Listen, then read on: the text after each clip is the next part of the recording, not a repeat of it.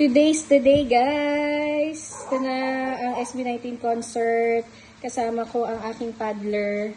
Kaming dalawa lang, magko-commute lang kami. Kasama yung pinsan ko, tsaka yung lola niya. So, meron kaming toddler, tsaka senior. Good! Hindi ko alam, good luck talaga sa mangyayari sa concert today. So, ito, ano lang siya, t-shirt and short lang siya today kasi nga sobrang init. Kaya, light clothing lang tayo. Siyempre, dahil toddler, kailangan natin ng extra na mga pamalit. Nagdala rin ako ng pants kasi nga baka malamok dun sa area. Ito yung damit ko. Tapos syempre may extra shirt din ako. And then IDs, syempre yung ticket concert.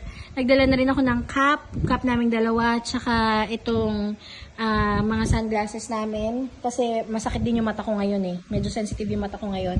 And then ito, magdadala ako isa lang kasi sabi nung kapatid ko meron namang mga refilling station doon ng tubig. So ito parang retractable na water bottle, which is ang alam ko, ito is allowed ata to sa concert area.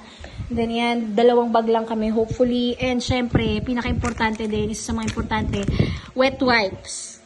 Dahil hindi kami mabubuhay nang walang wet wipes. And ito, sobrang liit na payong para sa amin.